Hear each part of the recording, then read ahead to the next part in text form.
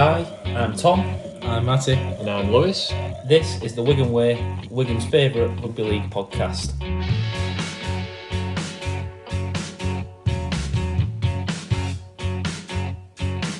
He'll put you in his trap, cause he's a union man. He's got it all figured out. He won't care what you think, cause he's a northern man. He's allowed to speak his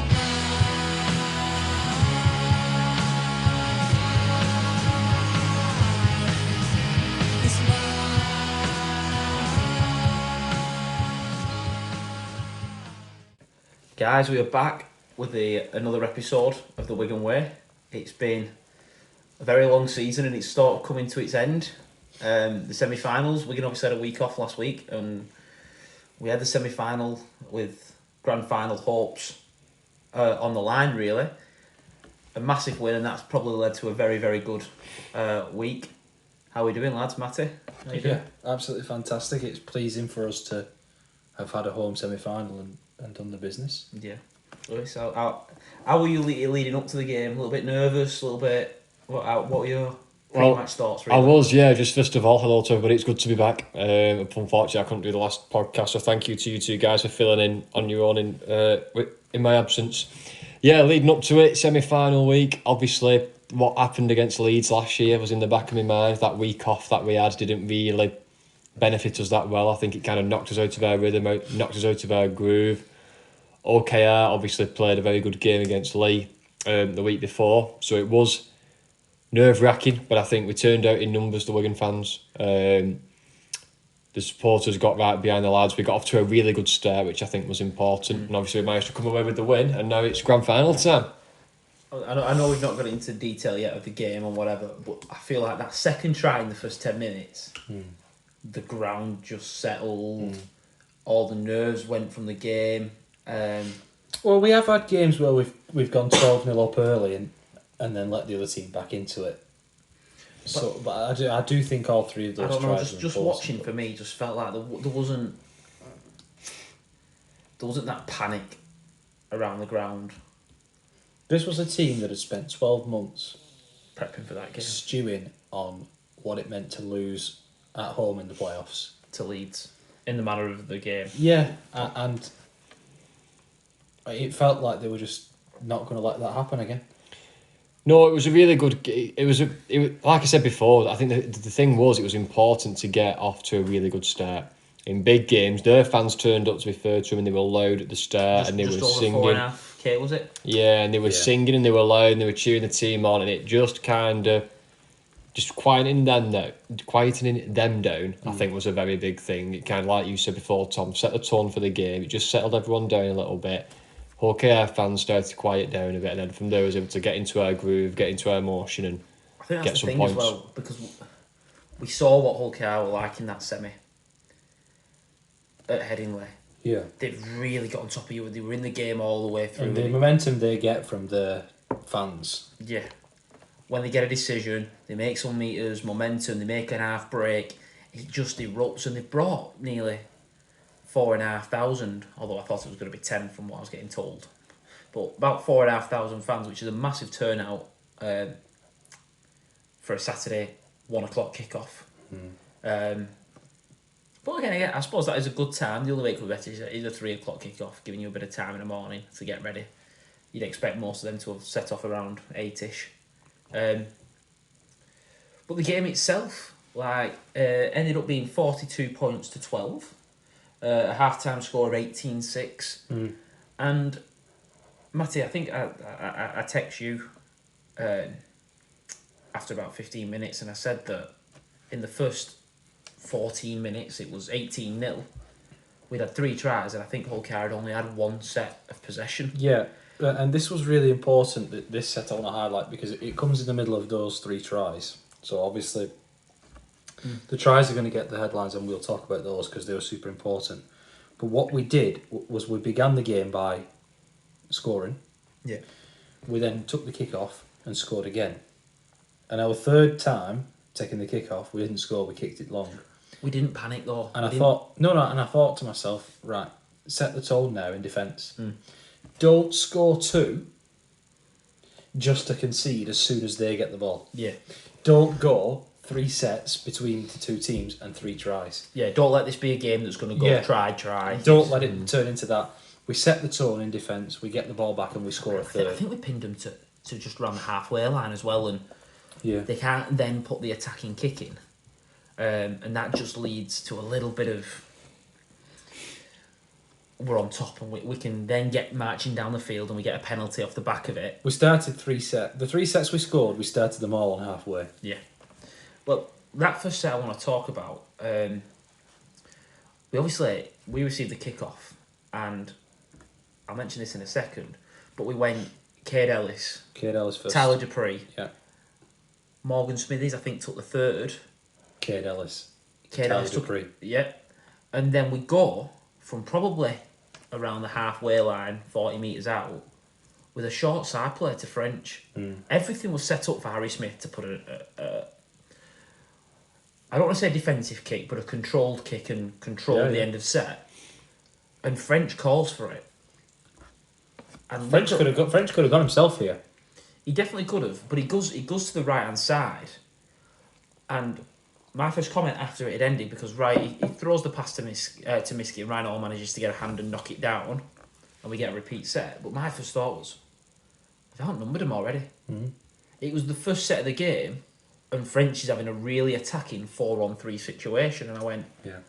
they've numbered up wrong On the halfway line. on the halfway line, because I feel like they just wanted to put kick pressure on Smith, and that was a real big moment from French as a 6 to read that, call it on the first set as well. It's Keeps the defenders Great. honest, doesn't it? If they know it's going to Harry Smith but playing attacking, they can get pressure on him early. Just kind of lobbing that pass to French, and French finding, like you say, a 3-on-2 or an overlap somewhere, just lets the kind of the defence kind of know, like, oh, if you jump up on Smith, that's fine, but we've got French who cause you some problems as well. So it just keeps those defenders guessing they've got to be on the toes. It keeps them honest, doesn't it?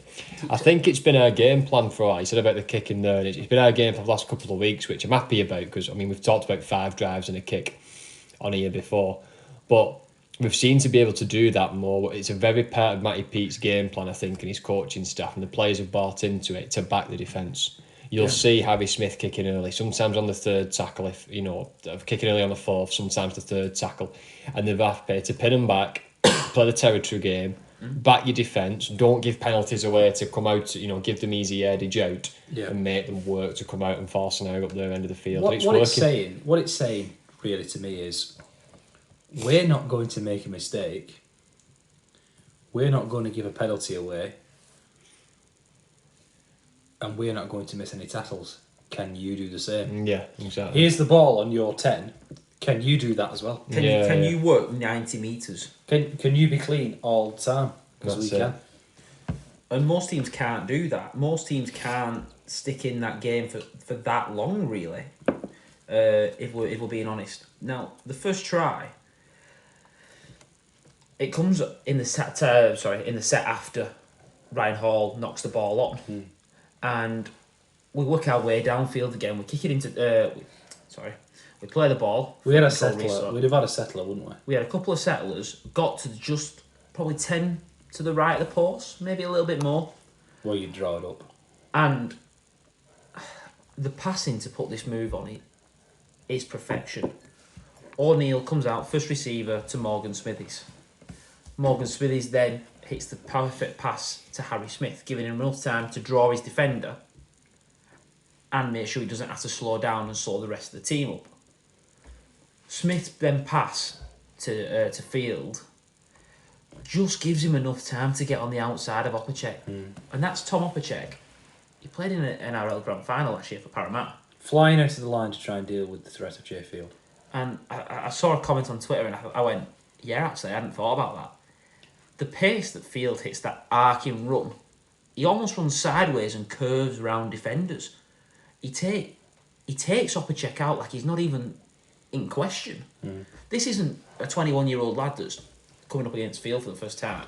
I don't want to offend some of our older listeners, but I was watching the 85 Cup final again this week, like I do most Right, years. this is going to be bold, this is bold, whatever you're about to say. And your dad said to me that Bevan French reminds him of John Ferguson. Yeah. The way he sidesteps and the way he goes from 0 to top speed. I'm looking at some of the marking runs from Jay Field. I know what you're going to say. I'm looking at some of the marking runs from Brett Kenny in that final. No, I get what you mean. The try scores, the one he puts on for Ford, I can see bits of Jay Field in that. That drifting wide and then suddenly straightening. Yeah. And where he gets a 3-on-3, but he can get outside you because he's so quick. Throw a big dummy or pass it, whatever. Make the right decision and get through. I've got to say, at what point in the week is my dad going to listen to this and text me saying, "Don't ever compare anyone to Brett"? Well, he texted me last time I compared Bevan to somebody, but he himself said Bevan reminded him of John Ferguson, so I'm not getting any stick for that one. Jay Field, though, he makes that time and space, doesn't he, with his pace, and it's easy to kind of... I feel sorry for defenders sometimes because, they'll get, they'll have John Wilkin in punditry box saying he's been aggressive, he's been passive, he's been this, he's been that. But I'm like, you know what, sometimes I don't think you know what the best way to deal is. Obviously, got to double up on him. But essentially, hanging back, sprinting off in the line and trying to put a shot on it or trying to put pressure on him to, force a pass or whatever it's going to be. But you must have been two minds there. Players like French and Field, it's one of those defenders must be sat there going, I don't know what to do for the best. It's one of them. If you don't make the right choice, you're not going to get away with it. It's a try, or it's a try assist, or a chance. Sometimes you make the wrong read, and some players you get away with it because someone covers or whatever. You don't get that chance because of the pace they've got. They punish you. Particularly today, this game we were talking about today, we were just so clinical. Yeah. We got three pieces of good ball, and we scored 3 times. And there's no better way to start a game. Sandwiched in the middle of that with that excellent defensive set I mentioned earlier, not to turn this into a high-scoring game for both sides. It's the perfect start to any game. Get yourself 3 chances, score yourself 3 tries. But carrying on that first try, what I want to mention is when Fields rounds up a check, he then still has the presence of mind to draw in Schneider, who's covering. He rides the tackle of Schneider and gives Marshall, effectively, I know it ends up being a 2-on-1, but he effectively gives him a 1-on-1 with Jack Walker. And rather than diving for the corner and being able to push up, I love the fact that he just wants to run over him. He lines him up and says, "You aren't stopping me. Took some score in this. I'm gonna run over the top of you." And Walker does well. He's a good player. He's a Super League player, but just too big and too strong for Marshall that close to the line.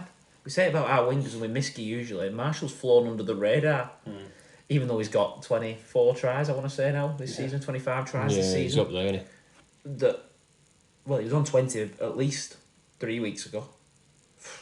I'll have a look at how many he's on. We know how good Liam Marshall is, don't we? He's been like that for years. Like he's saying, he's going under the radar because other players are taking the the limelight, I suppose, with Jay Field, Bevan French, Miskey obviously coming to the team, and what a success story he's been. It's kind of not been able to be a first starter to now finishing his top try.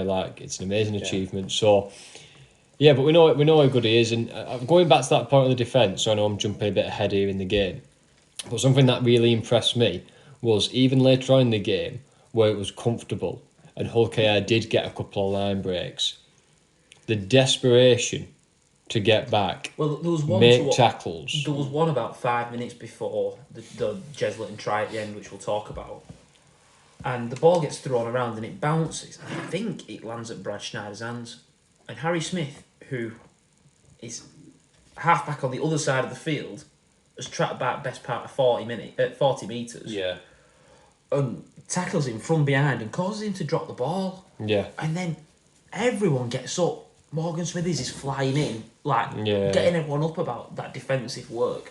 The other one that everyone will point to is Jake Wardle's recovery pace to stop Lewis from scoring. With about how long could have been left? 2 minutes, if that. I don't think. But it's one of those, isn't it? That when the game's gone and you know you've won, there's no essentially right to do that. You don't have to. You could let them score and go, it doesn't matter. We've won anyway. You know, a little but bit that desperation to do it, even when the game's won. I mean, those efforts. Sorry, I'm going bigger, you know. But if we are going to win next week, I don't want to start going into. But I'm not trying to put the name on the trophy already. But if we do, it's efforts like that win us. And you can cliche it all you want, call them 1%ers, whatever you want to call them. But that desperation, that desire, is those extra efforts. That's what wins you the big games when it counts. Your semi-finals, your grand finals, your cup finals. That's what's going to win us that game You're right. if we're going to win it next week. Now the second try, this game, it was only 3 minutes later. Harry Smith kicks the goal to make it 6-0, and we'll talk about that in a minute. But we worked downfield with 5 really big drives. And we set up just to the left-hand side of the sticks. We actually go left down the short side to Harry Smith, who puts a little chip over the top to Field, who it's what I love to see. His first movement as if he's going left on the outside for the overlapping pass. Yeah. You can see Jack Walker defensively sliding across to come and deal with him. And he just hits a big left foot step. Smith knows what's happening and drops it on his foot. And Field's flying through on the inside and no one can get there. No. Off his knee, over the try line. We've seen this try before. Yeah. And we've seen it. We've had an attempt at it a few times as well. It just makes sense. Field rushing right to left, the defence is going to follow that. If he then straightens up and goes towards the post, that in theory should then be open, and there's Middles chasing back then. Anti-stick, obviously, so And obviously, it makes perfect sense to try this. And he had to have a little protest to Liam Moore to make him have a look at the screen. so what? I've been doing that for years. Yeah, everyone's done it. You know what, though, fair play as well to Liam Moore, who originally it looked like he was going to say it's a knock on. He was good, he wasn't going to check He it. didn't Field has listen kind to of it. said, no, have a check. And Moore's gone, you know what, actually, I've got the video ref. I may as well just double check and make sure that the right decision has been made whilst I've got the facility there to check it. Yeah. So he does, and the right decision gets made at the end of it. So fair play to the referee in that point as well. Now, we then have that defensive set that we were talking about, and 5 minutes later, we score another. Yeah, another one that took some scoring from Marshy. Just, again, from the right-hand side of the post, out to Harry Smith, Field overlapping, but this time, Farrell's making a darting, bit of a darting run between the centre and Schneider, between Kenny Dowell and Brad Schneider, and Wardle's almost overlapping. So Schneider's trying to deal with Field, and he just gives early ball to Jake Wardle. Kenny Dowell's had to track Vaz, forgot his name then. And Wardle, like every centre should do, catch and pass to perfection, hits Marshall right in the breadbasket, who then steps against the sliding defence and gets over for another try. And we're now at 11 minutes into the game. 11 minutes into the game, and we've got a kick to come to make it 18-0. Yeah. That is starts that semi-finals you dream of, really, aren't they? To Yeah. get off to such a great floor, and if you're that hulky right edge defence, what are you thinking? They've attacked 3 times and come up with 3 tries. But you know what? That's because, and it was like Matt was alluding to there then with the, the kick for Field. It's because there's so many options now. And that's what's good. It's, we've got players out the back and we'll rely on Smith, the spine, to put something on, and Field to lob that first ball to Miskey or Marshy, or we'll hit Farrell on a short ball and he'll cut through you if he catches you lazy on your inside shoulder. We've got little chips over the top, what Harry Smith will put over for French or for Field, or vice versa, if it's French doing it for Field or whoever. But we've got that, we've got, forwards running back on the unders line in drop-offs with what your middles, and, and that's what you want. You want options, you want to keep teams, like I said before, it keeps them honest, it keeps them on the toes, and it keeps defences. You don't want to be sat there on a defensive line going, I do not know what's happening here. Yeah. Do you know what I mean? They could do a lot of different options. I don't know what's happening. I'm going to have to make a decision. I'm going to go for him, or I've gone in the inside and they've gone out the back and then they've got an overlap or whatever. And it's, as an attacking team, that's what you want. You want defenders guessing, not knowing what you're going to do. I said this about 5-6 weeks ago. But once you make one wrong choice and you make the wrong pick, you then stood there the next time you're defending going, well, I thought he was going to hit the short man and he went out the back. What do I do now? Yeah. Because I made the wrong call. So then you're doubting yourself. So then you try and wait a split second longer to see if it becomes more obvious what the play is. And when you've got the pace of Field, French, Marshall, Ward, them players that we talked about, half a second. Crucial. Forget it's crucial. You can't stop it then. It's gone. So it becomes a no-win. Especially if we get down there and execute early.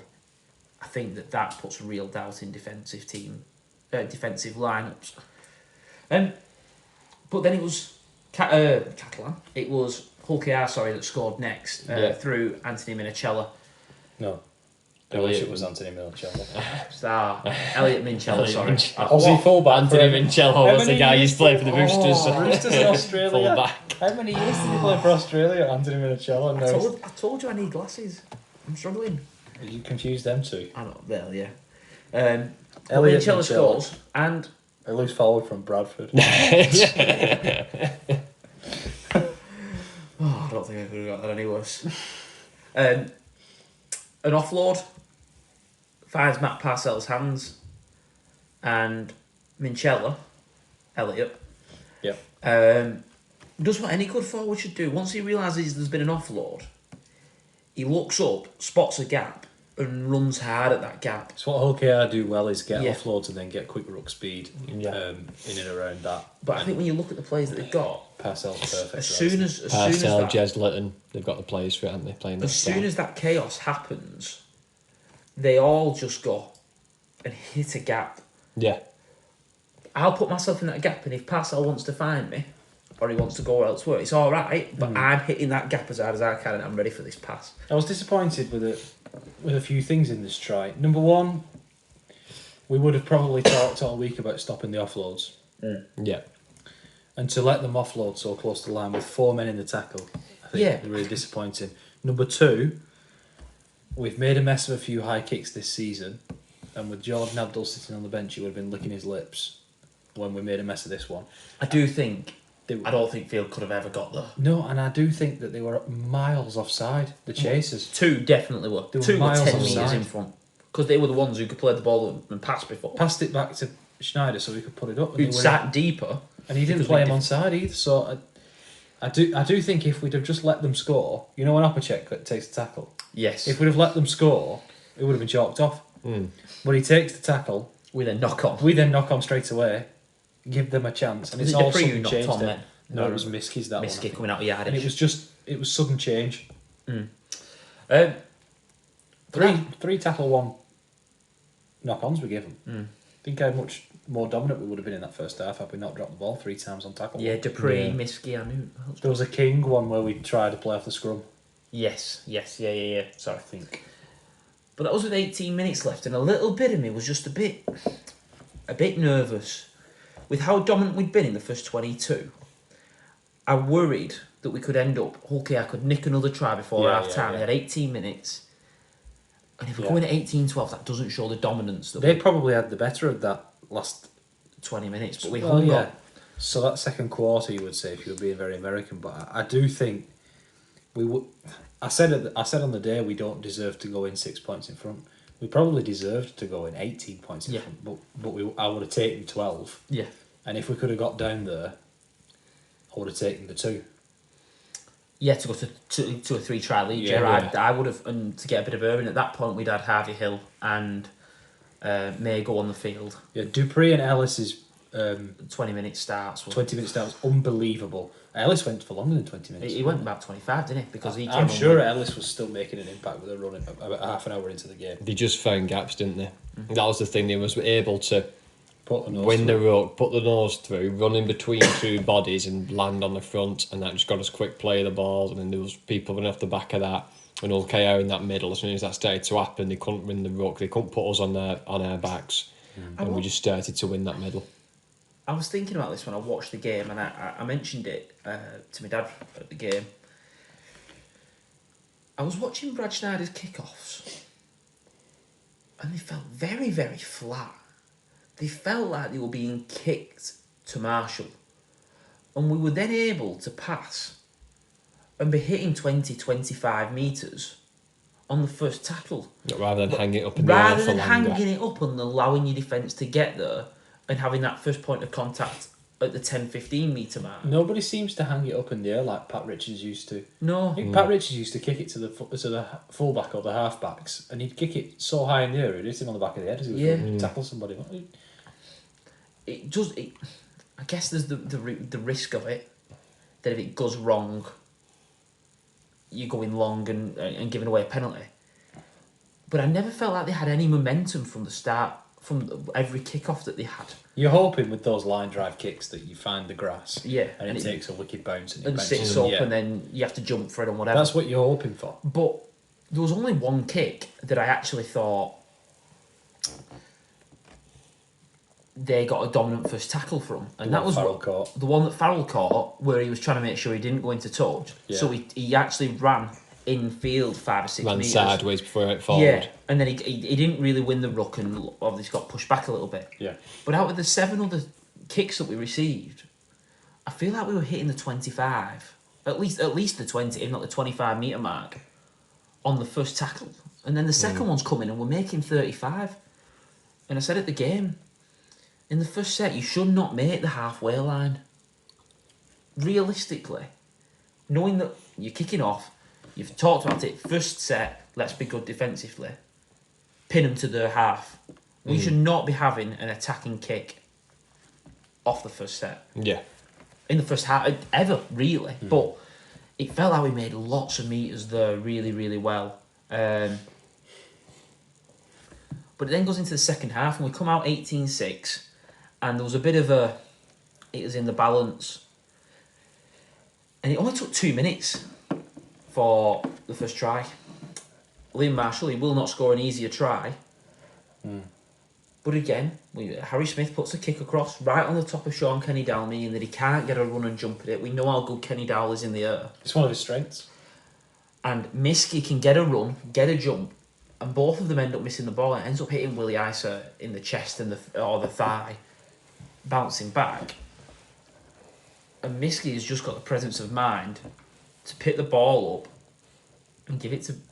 How often do we say just give it to French or Field? Yeah, but give it to French because he has read the play in less than a split second. Yeah. Got himself onside behind Miski and Dropped. given himself 5 or 6 yards Yeah. to think. And he claps for that ball. Miski gives it to him. He can look. He can see exactly what's in front of him. The whole game then is in front of him. Yeah. He can drift to his left, and Marshall and Wardle, and maybe even Farrell, could all have scored that try. In acres of space. Wardle just watched it fall into Marshall's hands. I think when French stepped off his right foot to start drifting left, I started celebrating. I just went, if we go left, we score. Yeah. I worried that he was going to take a settler because it was only 2 minutes into the second half and just get tackled or have a step and whatever. He might have scored. He might have scored. But I thought, if we go left, we have to score. And that is... You know what he's like. Field would have been lurking around there as well. Yeah. So we might have scored anyway, don't make mistakes. It was just, frightening. Those two, whenever they get the ball, the defence is terrified, and there's no substitute for pace and there's no defending pace, and so they're absolutely terrified as soon as they get the ball. And as a whole cap, how disappointing must that be that you got... We're 18-6. Probably it could be 18-0 or be behind by 18, but we're only behind by 12. We get a good start here. Got the ace of power sleeve with Jez Litton, who hadn't Jordan been Abdul and Jez Litton. who hadn't been used at that point. I Two don't think. aces, yeah. And to concede so early on, it must really just take a bit of wind from your sail. All of it, I think. It's a kick to the teeth, isn't it? 2 minutes after half time, you had the 18-6 down. They'd have known they needed the first try to get back into that game. And so to then, conceding it. to Well, then just try to the talk second about half, it now, just- to see the kick sail over as well. Yeah. When 4 turns into 6 regularly, there's nothing more disheartening. Yeah. Because you see the other team score 4 points, you think, right, well, with a try, we're in front. Yeah. If they keep putting 6 on, you need to keep scoring and Two. making all your kicks and score again. Yeah. And get an extra one. But that's the point, though. A bit of me was sat at half time when 18-6. If they're keeping 0-0 in the second half and get one with 20 minutes With to a great go, goal kicker themselves. yeah. Yeah. And then imagine that crowd gets up because they got to within 6.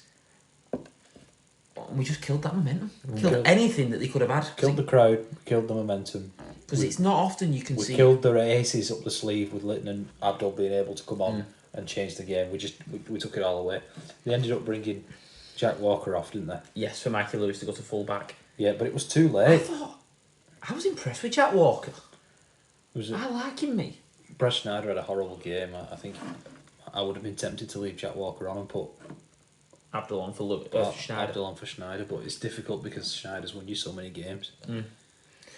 But then we go back downfield and we get in the arm wrestle 5 minutes later, 33 minutes left on the clock. We score from almost another identical Harry Smith kick. He drops it on top of Sean Kenny Dowell again, not letting him get that run. 3 or 4 metres short of the line.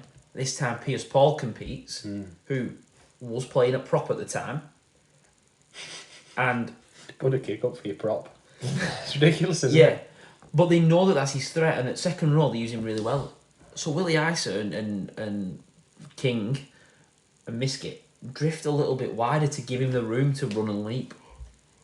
He knocks the ball back into Bevan French's hands, who then draws the first defender, Give it to King. He'll score. misses Miskey out to hit King, who's on the wing, and the effort to beat Ryan Hall. Ryan Hall is an established winger, very, very good defensively, and he beats him. Yeah, he would have Quite been easy. He would have had his eyes on Miskey though. What do Yeah. you reckon? Yeah. He would have had his eyes Because on he'd Miskey. switched, it just throws you off a little bit and just... No, but I also think that he would have been looking in field because you got French and Miskey in field. He would have been thinking about that. He wouldn't have been thinking about King scoring out wide. Exactly. Again, gets kicked, and that takes it to 30 points to 6. You need 5 tries with 30 minutes left. It goes without saying, but what a day Harry Smith had with both in play and obviously off the tee. It was definitely kind of went noticed by like you said before, Matty, when you're going up in sixes. It is big, although it's only 2 points. If you think, well, it is only 2 points. Half a try, but it is, yeah, it's half You get a try and a It's- half. That's it. It's a try and a half. So it does make a massive difference. We did tell you we'd come good.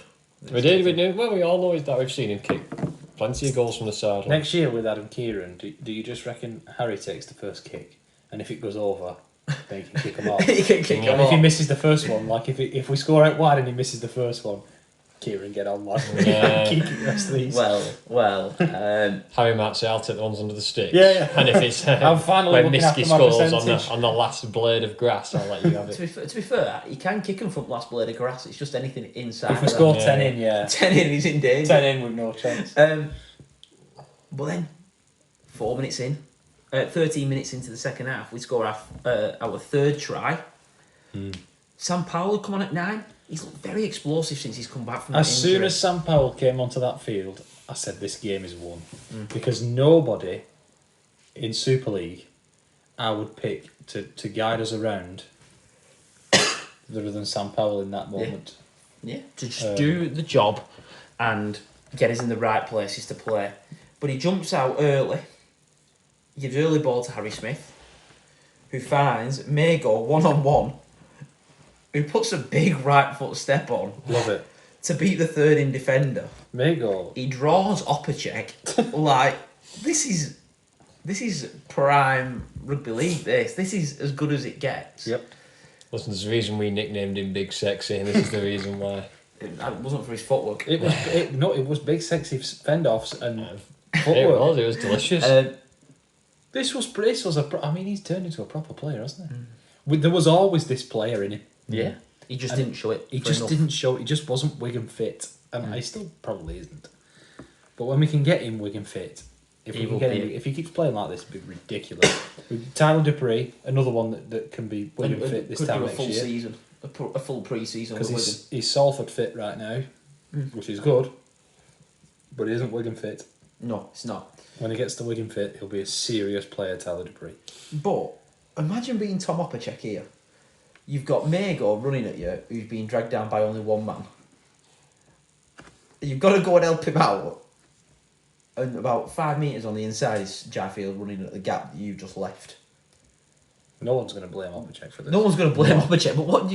You sat there, what do? You just let Mago score, or do you let Jay Field score? And then to step through and beat... Like Paddy score, you don't get many. No, but you've got to, as a defender, you've got to take the ball. You've got to take the man because you take the ball. because you're backing Patrick Mago not to throw that delicious ball. Yeah, you And I just take think, the man with the ball. again, that burst of pace, once he gets it, he takes Innis Senior out, he takes Opacek out Yep. in the first step. Yep. And then Mikey Lewis is coming across at full back and you go, straight away I went, you can't get there. He just can't get there. No. It's frightening. 4 minutes later, We had one more try then. we had one more try. Sam Powell from 9, early ball to Harry Smith, who finds French so early.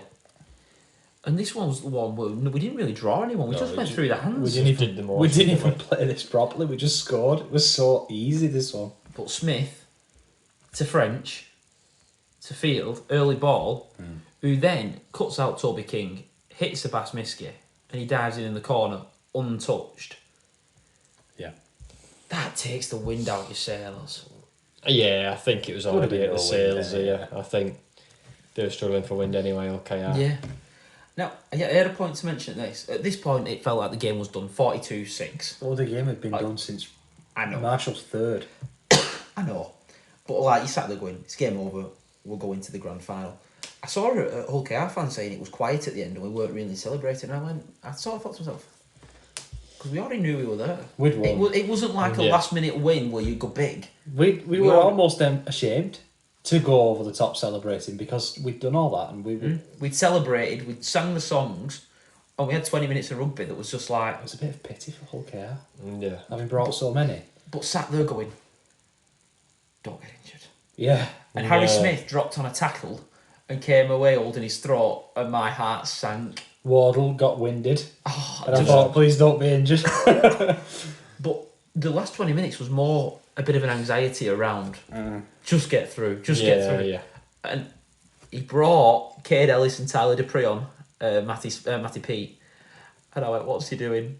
Oh, because we can't risk it missing Byrne, Havard, Cooper. And I was really worried that he'd brought them guys back on. Just put somebody else in. Put them on ice. I'll volunteer. I'll go on and do it. Yeah, if I have to. Well, Matty and Sean O'Loughlin and Thomas Little can cart the ball up as well as anybody else. I struggle defensively. I make meters, but defensively, I'm not. You wouldn't make a single metre. You'd have 15 carries for negative 15 yards. That's positive thinking. I only get pushed back once. And then he said, this guy that I spoke to said, there's just a bit of clapping at the end. I mean, we actually applauded the Jeslett try. It was a good try. It was a good try. And I was blown away. And I thought, when I watched it back, I wanted to check whether there was any big Wigan mistakes of someone that's just switched off and was thinking about next week. There wasn't really. I didn't see any where I went, he's not tried. It was a ball back in the inside to Abdul. 2 men got pushed off. And Jeslet's backing up. Yeah. Jordan Abdul is turned himself into a bit more of A ball player. a running threat though, because he's got a lot bigger, hasn't he? But I used to be my criticism of Abdul that his kicking game was brilliant, but he didn't have an attacking, running, passing game. But he's got a different.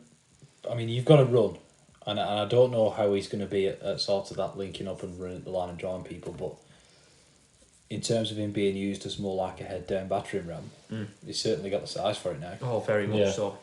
A couple of stats to mention.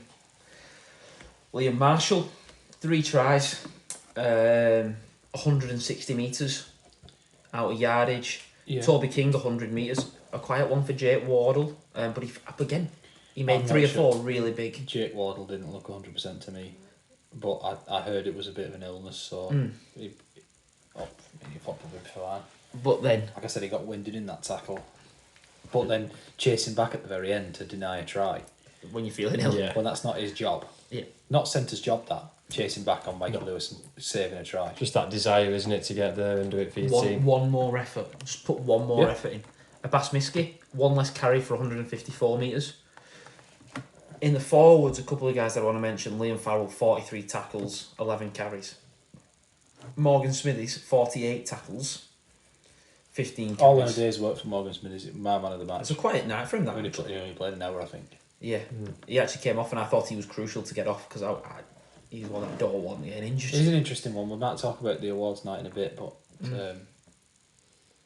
I was there yesterday and Abbas Miski won Players Player of the Year, sorry.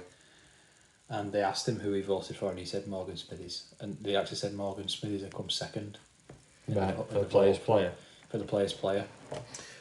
But then, one other thing that I didn't realise at the game, a bit of the kicking pressure was taken off Harry Smith in the infield play. There was 4 kicks from Bevan, Yeah. 1 from Field. And we mentioned a couple of weeks ago that we'd started to see a little bit of a close kicking game from French. But there was a couple of kicks he made from 40, 50 out and turned the defence round. He made a few tackle 4 kicks, tackle 3 Yeah. kicks that we would normally not expect him to make. And I just think if you're Catalans next week watching that, you have to say, well, French has put a few kicks in. Well, Harry Smith is our prominent kicker. He did it because we were controlling the game. Yeah. And you never know, we might not be controlling the game on Saturday. So you never know. But I was really, really happy with that. There were some standout performances, like you said, and a really good team effort in terms, like you say, that desire, the individuals backing up, doing what they needed to do. Putting that, like, again, that desire in when, like you said, the game's gone, there's no need to, you've already won. But like I said before, that's what gives me confidence. It's alright scoring lots of points. I know a lot's been said over the last couple of weeks about us having blowout victories, but what's really impressed me, and I've said it for the last couple of weeks, has been the defence, the attitude of defence, the turning up for each other, the aggression, the throwing people in touch. That's the bit for me that's been really impressive. If we're going to win on Saturday, that's what will win it us. For Hull KR. Yeah, you talk a bit about the opposition. Yeah. Only one player made over 100 metres in this game for Hull KR. Ryan Hall. Yeah. And he seemed like he was unfit. He seemed like he was carrying a knock to me. When I watched him, there was a couple of times he came off a tackle and he looked like he was really, really struggling, and I thought... I don't think they had enough possession for people to make over 100 odd metres, you know, that especially in that first half, the amount of cheap ball they were giving away and penalties they were conceding, just inviting pressure and turn the ball over to Wigan. You know, again, in big games, you can't afford to make errors like that in any game, but especially in big games in semi-finals. You can't turn the ball over like that, and not to a team like Wigan who was on it in terms of, like Matty said before, the execution and scoring points. They was asking for an air day at the office. Yeah. Now, one stat that has stood out to me. We mentioned that Schneider, it wasn't his day at the office. He made in this game 16 carries, which for a halfback to be getting tackled as often as he did isn't a great sign. But he was also made to make 27 tackles. More than either of Wigan's halves. French was, in comparison, was asked to make 15 tackles and Harry Smith makes 17. Yeah.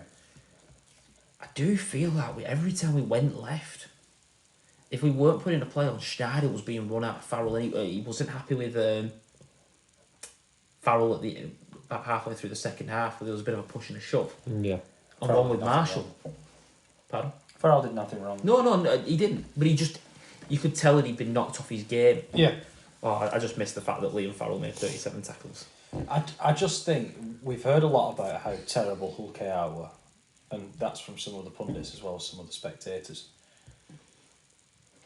They didn't play well, but we didn't let them play well. We didn't let them play well. We bullied them. Yeah. We gave them maybe 10 minutes, 15 minutes where they weren't being bullied, where it was even. 65, 70 minutes of that game, they were bullied. Yeah, they couldn't cope through the middle, like I said before. Nope. We were bullying in the defence. In terms of with the ball, we were crashing through, poking our noses through, landing on our front, and because of that we generated quick ruck speed and was able to win the ruck, and they couldn't cope. We didn't allow them to play well. They have had a very good season though, okay, to kind of put that out there. I know for them now they want to build. That's the key thing for KR now next season. Don't go back to, try and build off this. You got to a cup final, you got to a semi-final. Willie Peters said a good thing where he said, after Wembley and getting to that final, we could have experienced a hangover and we could have threw the towel in. We had our moment, it passed us by, we couldn't capitalise on it. Maybe there's always, but they didn't give up. They managed to get there and get to a semi-final. So they need to build on this now for next year, okay. A couple of things for me with Hull KR. I feel like they lack a lot of pace. They do. And you look at the outside backs, and don't get me wrong, Ryan Hall, Kenny Dowell, Opacek, Senior. The signing of Gildart will help that. Are brilliant. Gildart will bring some pace. Yeah. But he is never going to be as good as Sean Kenny Dowell. Well, no, but if you want pace in your back line, Gildart's the perfect option. Yeah. But you're going to lose probably one of the best. He's just been in the dream team as centre of the year.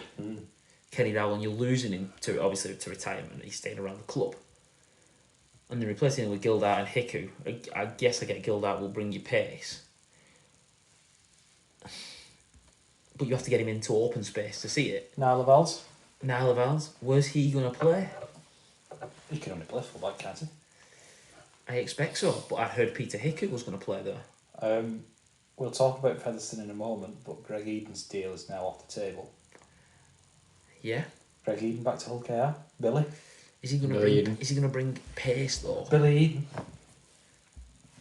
Backup winger, you could do a lot worse. Yeah, you could do a lot worse as a backup winger, but you're bringing in Hiku at 33. I want to say for Peter Hiku, a very good player, but he's not going to add that lightning pace. Your halves are going to be Abdul and Lewis. I would expect. Opacek just signed a new deal for OK, aren't they? Tyrone May. Tyrone May. Sorry, Tyrone May and Lewis would. Tyrone May and Lewis would be. Unless Lewis plays at at full back and May and Abdul. Abdul. I think it would be May and Lewis. So do I. And Abdul off the bench like he did this game. So do I. But that's where I worry a little bit. If you've got Jeslerton and Abdul on the bench, I don't mind that. Abdul can play 13. I just don't think he can make you the meters. Jeslerton and Parcell, I've spoke about every week, I think, being one of my favourite duos for 9 in the league. They don't lose anything. They both bring sort of similar qualities. I think they're good in that department with Parcell and Litton. So if you've got somebody like Abdul and then 2 big forwards on your bench, Yeah. I think you can manage. Because there were times where they had Litton and Parcell both on. Yeah. Be interested to see where they go OK, because like you said, they've made some signings to bring in some kind of big names. Yeah. You know, Peter wanna build. Gilda, ex-internationals, so... They'll want to be there or thereabouts in the big games again next year because, they you do. know, you've got to get that experience in those big games I think they'll to win them. And I see, and if they can go into next season, make Craven Park, that's, you know, I've been saying for weeks, it's a difficult place. They've got to deal with the issue of you're now a team to beat. Mm. You've had this season, Lee are going to have to deal with this issue as well. You finished in the top 6, you've won the Challenge Cup, got to a Challenge Cup final, semi-final in terms of Hull KR, of the playoffs. Everyone is coming to shoot you down. If you're Leeds, Huddersfield, Salford, you're targeting Hull KR Warrington. You're targeting going to Hull KR and turning them over. Yeah. You're targeting Lee because they're the ones that you think you can get in at 4, 5 and 6 in place of. Once you're at the top, people are going to shoot at you. And that's the issue that they're going to have to deal with now, rather than being the ones who came from... Did they finish 7th last year? 7th or 8th last year? I can't remember now off the top of my head. I've gone completely blank about last year. Well, they went a bit off when Tony Smith left. Yeah, Yes. Danny Maguire took over for a while, didn't he? So they got to the Challenge Cup semi-final, then there was all that about Tony Smith leaving, and then they were terrible in that. Last year they finished 9th. So the year before that they made the playoffs, though, didn't they? When they beat Warrington away. Yeah. You're now back up there. Everyone's shooting at you. Can you handle the pressure of having to win most of your games? Well, most of your home games, definitely. Yeah, you're gonna need to out of the how many home games you play now? 13 home games, is it? No, 14 home games. 14 home games it would be. 14 home, no. No, it's 13. 13 home, 13 away. The Magic. Is The that how it Magic, goes? sorry. So Okay, 13 home games. That makes sense. You're probably going to need to win 9 to make the playoffs. Wigan are going to try and come. Catalan are going to try and come. Saints, Warrington, Leeds, they're all going there to stop you getting them 9 wins at home. And that's where the difficulty comes. Yeah. You're probably going to have to win your loop fixture games twice, the ones you have at home. It's a real pressure. Yeah. You have to hope that you don't get a Wigan, a Catalan, a Saints twice at home. You want your 13 home games against the best option. So that's where Hull KR have got to improve next year. Well, did they finish 4th? They end up finishing 4th on the last So that day. means that they'll have avoided Wigan and St Helens. Yeah, they'll get Catalans, Warrington, Yeah. who finished 6th, Leeds. Did Leeds finish 8th this year? Salford 7th, Leeds 8th. Sounds right. It is right. Hull FC are going to go. They're going to go turn up there twice. So you're going to have 3 games with Hull FC v Hull KR. And whoever comes up. 3 games with Wigan Saints. It's interesting. Be really interesting, that. Well, Right. That wraps up our first section about the eliminator game. When we come back, we'll talk about a bit of magic from an ex-Wiganer. How good is he?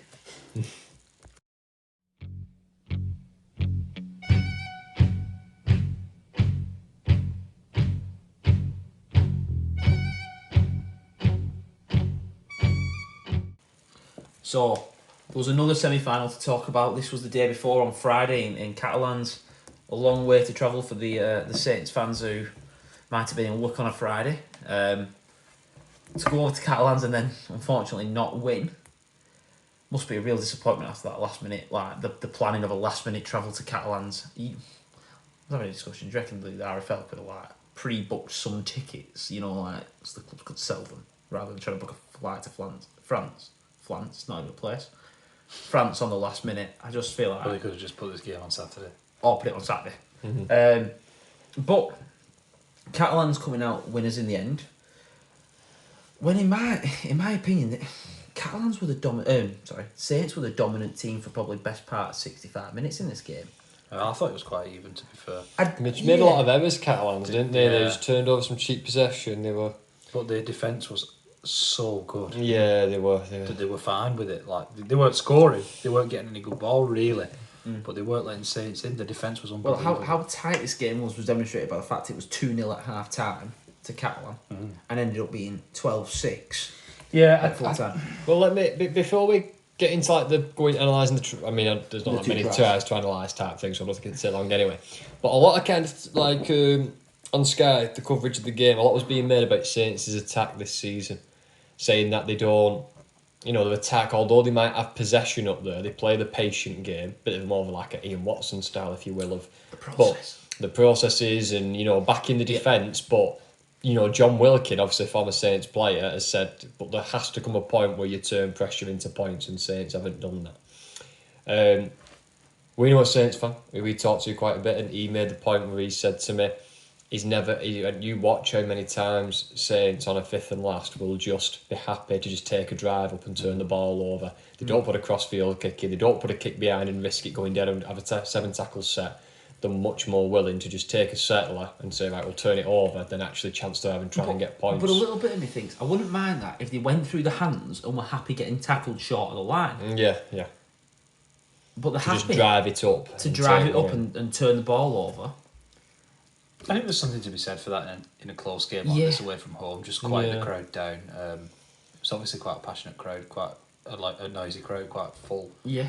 It's just an interesting point, like I say, with John Wilkin making it as well as a former Saints player. I thought it very interesting coming from him and being quite critical of his own team and saying, look, it's don't all remember right him building doing pressure that. and doing whatever, but With Holbrook, I don't remember him doing that.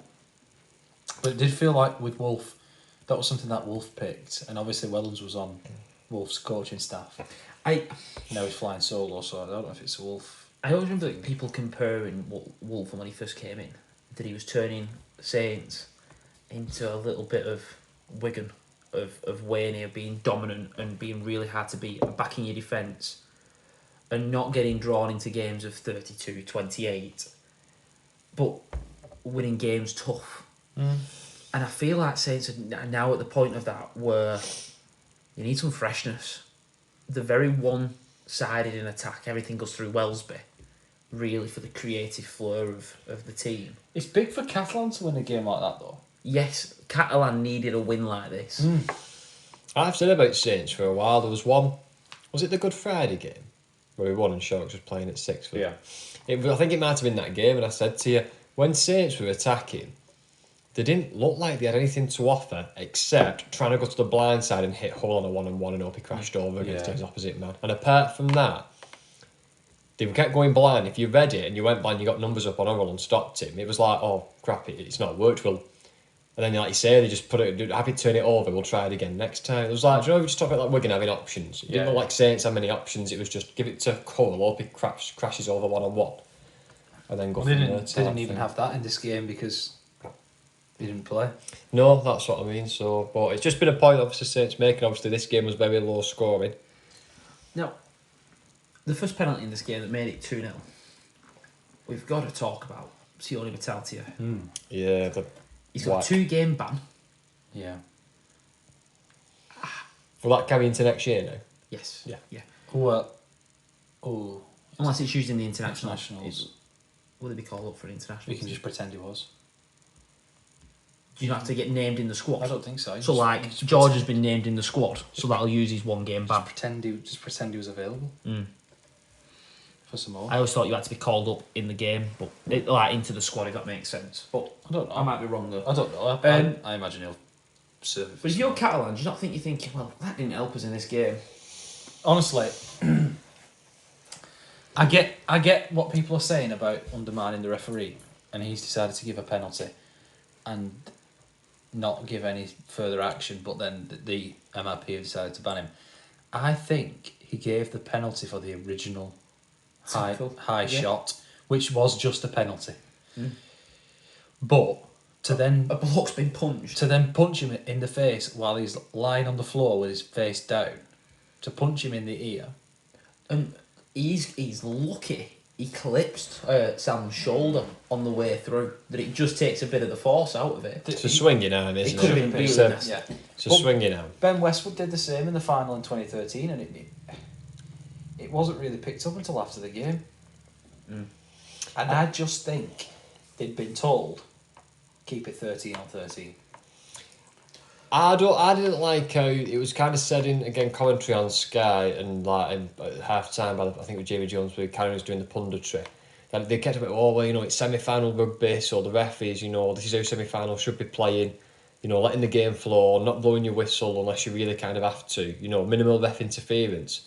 And I'm a bit like, why should that apply just to semi-finals? Yeah. I don't understand that. Why in normal league games will Well, the ref be encouraged to blow his whistle, take control of the game or whatever they want to word it? And But leave in it to the semi-finals, players. it's, right now, let them play rugby. Well, no, let them play rugby all the time and blow your agree. whistle if that No you need matter to. what the mistakes or errors in 2 referee games in the playoffs, all the 4 playoff games so far have been ref better than 95% of Super League games. Yeah. And so has the panel. Yeah. Not finding ways to suspend people. And I who've actually still think, got games I to know they play. banned Bevan French and they banned Cade Ellis and whoever, but they wouldn't have been banned if they were playing next week, Oh, in my opinion. We had that conversation 2 weeks ago. So I just sit and I think, what's the word? If you can referee games like that, it's like when they do it in Australia and they referee Origin so different to how they referee normal league games. It's the a little bit argument is annoying. the argument is that all 17 players on each team are the best, and therefore they can produce that when they play against each other. If you go for Cass against Wakey, is that product going to speak for itself? I think you should just let it. Let it, and it Just it let the might game highlight breathe. the standard of the game. Let the referee just Yeah, like it's a playoff game. Let the game breathe. but it got to 4-0 with another penalty, and then it didn't.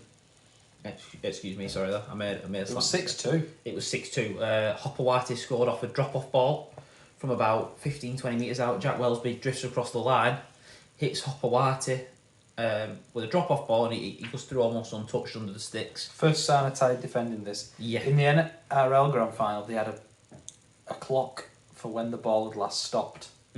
I love that, And and it I got- would love to see that on Super It League. got up to graphics. about 6 or 7 minutes in the Panthers Broncos game. I reckon it would have been longer for this. The Catalans I don't think the said- ball goes out of play from the kick-off of the second half No. to when they score. So, well, Catalan coughed it up. So is this like stoppages in play? Yeah, There was a, From the last stoppage Honestly, of play. look, they went set for set. Yeah. And they must have had 3 or 4 sets apiece, just kicking it to each other, Nobody gaining any ground at all. And then Catalan made an error. And off the scrum, play 2 or play 3, whatever, I can't remember what play it was, but St. had scored. Yeah.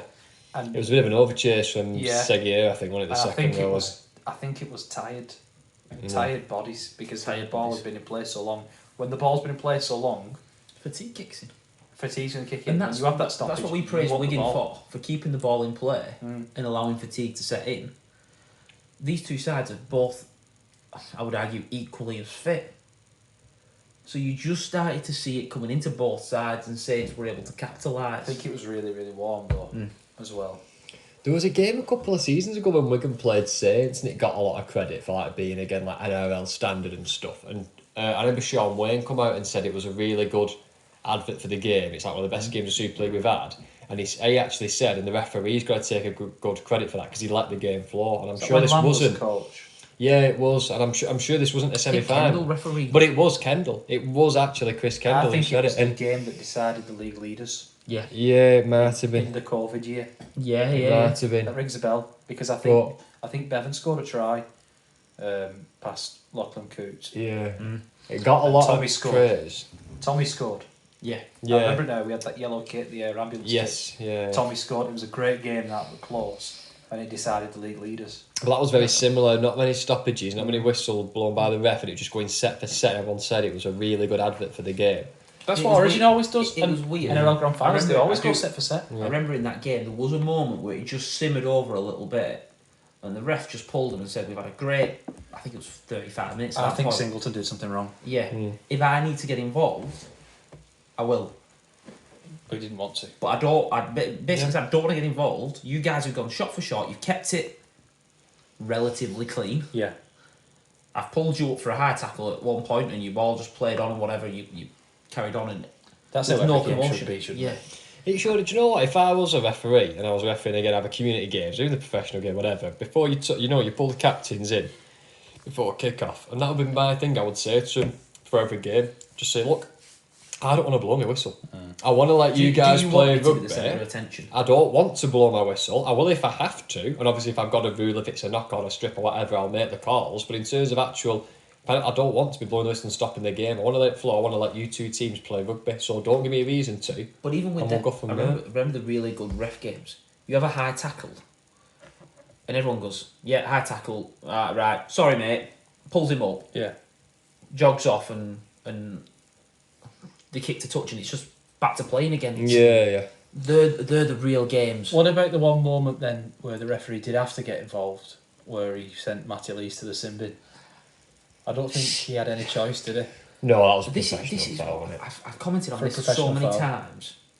Why do defending players, and I'm not just saying this because Matty Lees is the one that's done it, but they're on top. You can see the Catalan man is trying to get up for a quick play of the ball, and they're underneath holding on, going, "Oh, he's got hold of my arm. He got hold of my arm." And how many times do you see the ref say, "Oh, you've got hold of him"? And we actually look at it. The defending player is holding the attacker down, but he's going, "Oh, he's trapped my arm." If you get your arm in there, you should be able to get it out. Like, Well, you're holding down. Everyone knew what he was doing. like you said, that Catalan player was trying to get a quick play of the ball as well, so he was fighting to get onto his feet. He wasn't holding anybody's arm or anything. No. But that penalty made it 6-6. I wanted to praise I think it was a Hopewati high tackle at 6-2. And I thought it was really clever from Catalans to take the penalty there to go to 6-4. They hadn't taken one Yeah. before. About 2 sets earlier. But I think because of the time, there must have been like an About- indicator in the about time. 15 They're like, minutes right, left. 15, we're in the last 15 minutes, let's take the two. But it then makes Saints defend and have to defend perfect. Because if you make a mistake, they'll just take penalty and go even. So then you can't have that high line pressure because you can't be risking being pulled offside. You can't risk going high. You can't risk lying on a little bit too long. Yeah. It makes Saints defend a little bit better rather than being at 6-2 and Saints actually being able to afford to give a penalty away. So I thought it was really clever play, and they obviously kicked the 2 from the Matty Lees sin bin in to make it 6-6 with 10 minutes to go.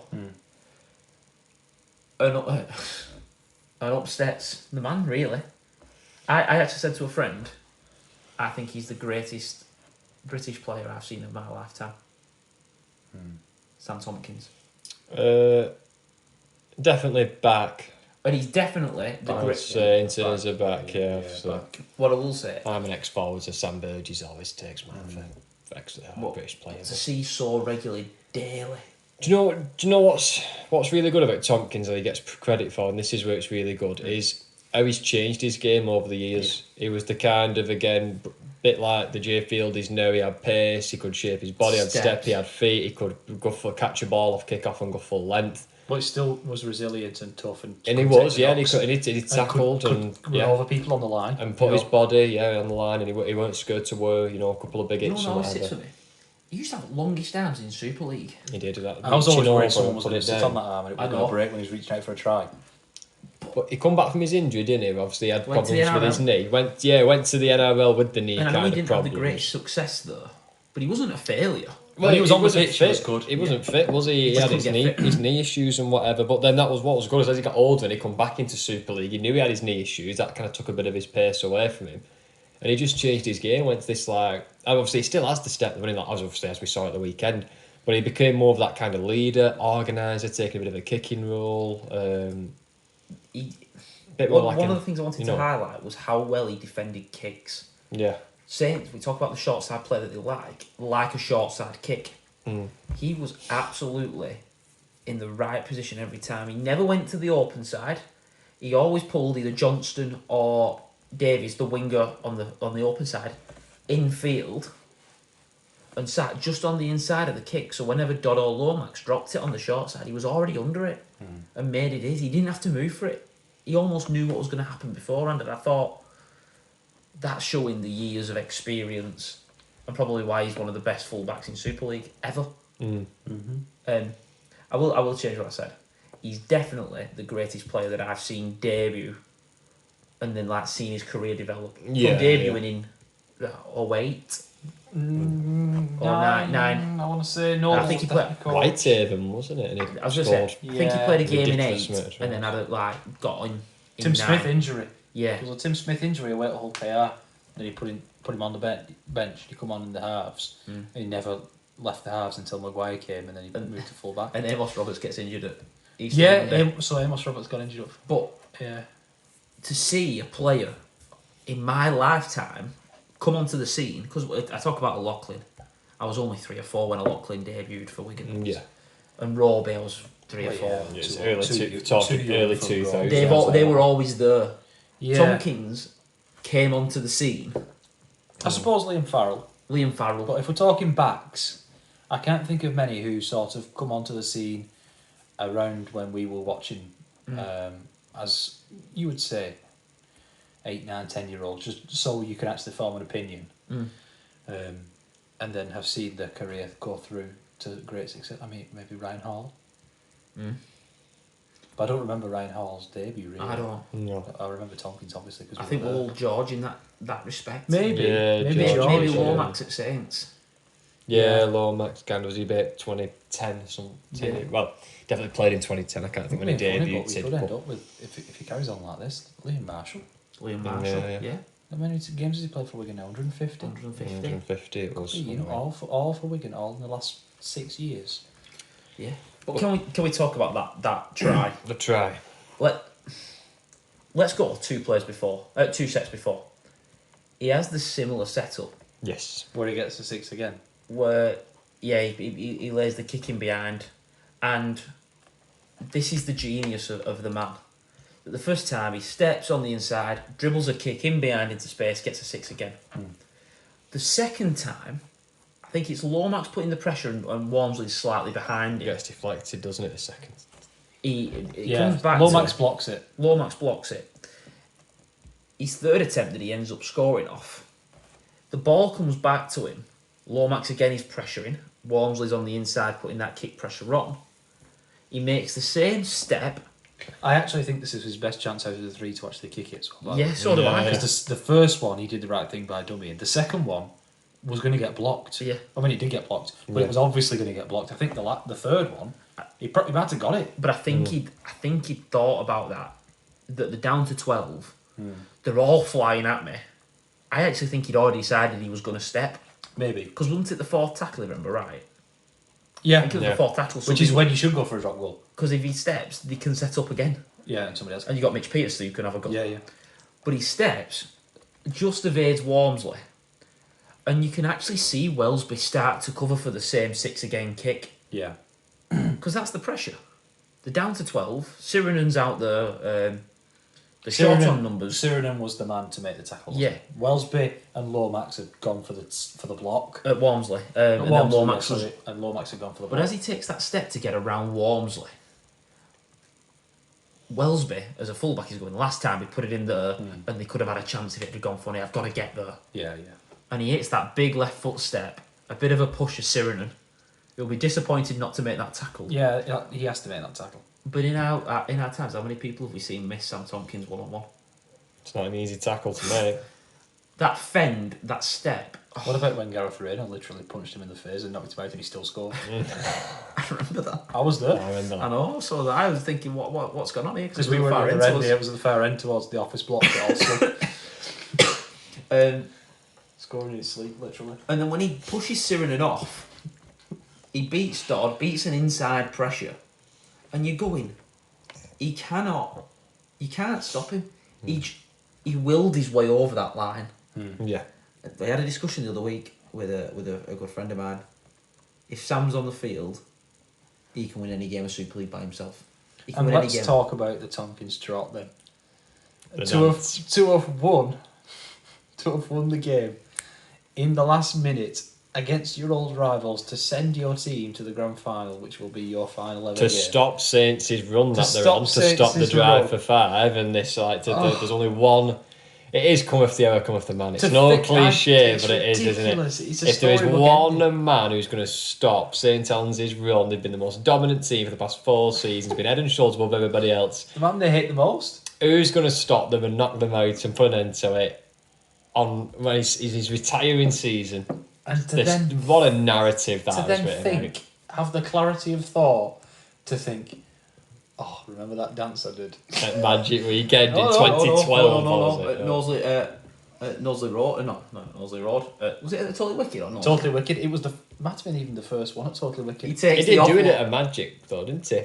He scored after the Gareth Hodge had that fight with, and Tucson had that fight with McGuinness. Did he do it goes, in that he goes game? through Magic think Weekend, he did puts the it trot, down, though. and he I does don't like remember the trotting back. I'm sure he did it at that Magic Weekend. That's how I remember it. The from. vitriol and the hatred. I mean, one guy actually ran onto the pitch to try and fight him when he did that dance the first time. Yeah. But was off that offload from Gareth Hock. It was an unreal offload, by the way. Yeah. Gareth Hock was some player. But then to do the dance this time, to think, I've done it, I've won us the game, we're in the final, and to not just go crazy and limbs everywhere and just hug your teammates, which is what everyone else would do. Yeah. But to think, there's the Saints fans, I'm going to do it again. I'm going to dance in front of them again. And the first time off the offload from Hawk, he'd been half tackled and spun. Yeah. And that's why he was running backwards in the first place. This time, he just completely engineers it himself. It's an amazing moment. The fans go crazy at It it. is. It is, isn't it? It's like I said before. It's that narrative that's played out. There's one man who was going to do it. It's been the thorn in St Helens' side. They've absolutely hated him in Wigan and Yeah. Saints games. The chance they've done, the abuse he's got, everything. Don't get me wrong. He's done stuff back to Saints as well. You know what I mean? He loves playing the pantomime villain, as we saw. But to put that ball down, do the trot, do the celebration. Unbelievable. I mean, what a player he's been. And we'll talk more about him next week because we now know that really is his last game. Yeah.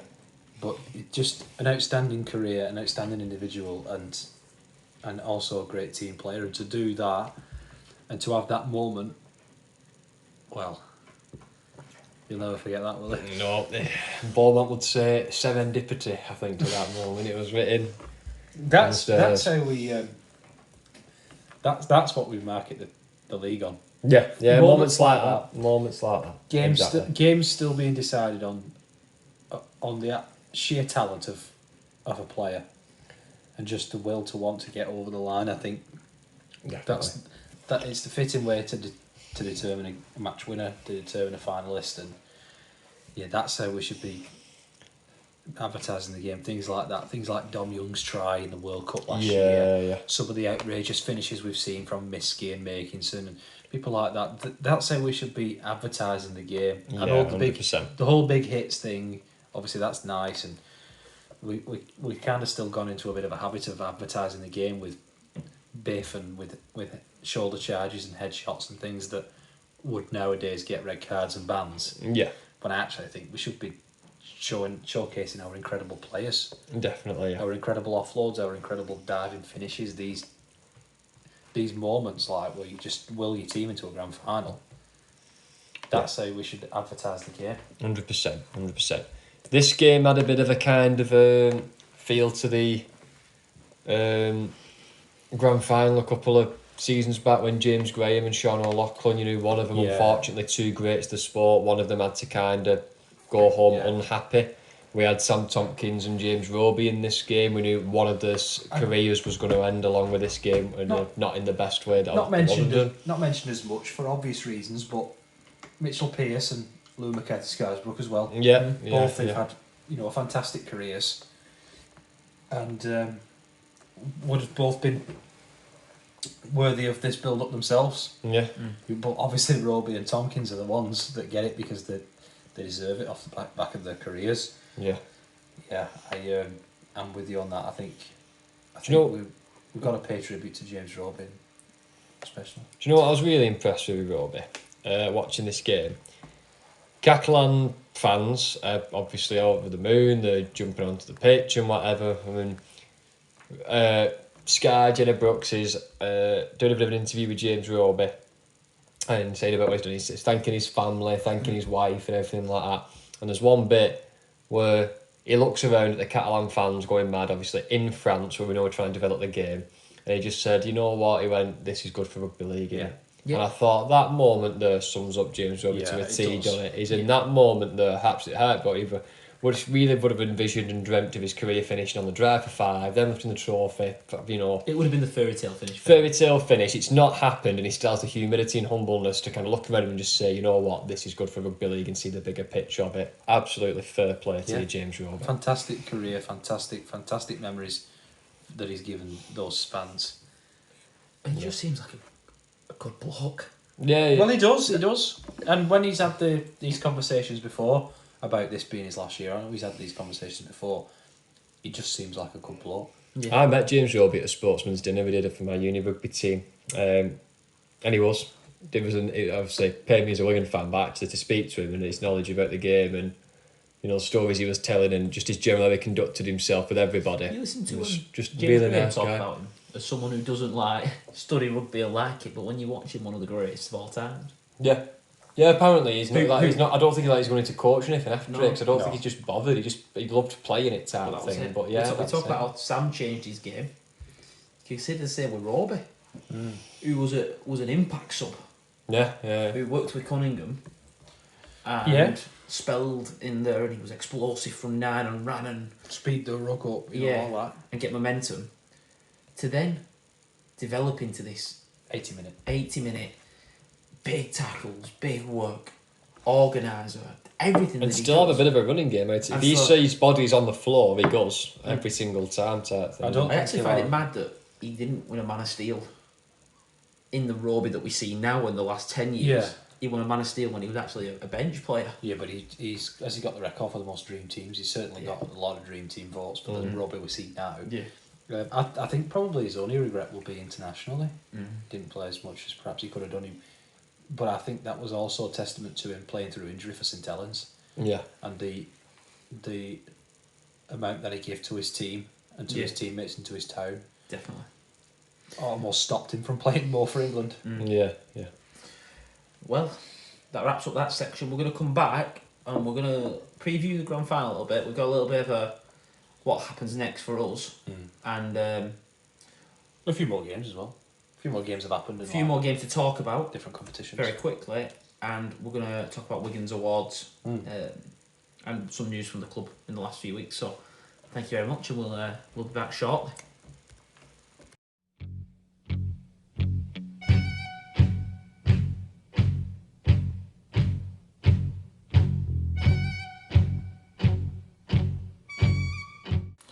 So there's not only been rugby in Super League this week, there's also been playoffs in the Championship, and there was 2 really, really big games.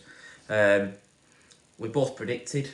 I think we went different teams, me and you, Matty, in this, didn't we? I think I went for Toulouse and Featherstone, and you went for Bradford and London. So the first game was Toulouse. So we got one right Versus each. Bradford, yeah, and Toulouse winning 38 points to 20. If we look at the league table, Toulouse finished 5 points better off. Yeah, it was second against third. This. Yeah, a big game. But where Saints and Catalan were level on points, There was a bit of a gap between. There was a second- 5-point gap Yeah. and a 330 points difference between Toulouse and Bradford. But Toulouse win and send it to the playoff final to get into Super League. I think Toulouse was the one that most people expected. I think it's fair to say What do you mean? that we really did expect Toulouse to get to the final. I don't know. I think Featherstone were greater favourites to beat London than Toulouse were to beat Bradford. Well, that's what I was going to go on to then.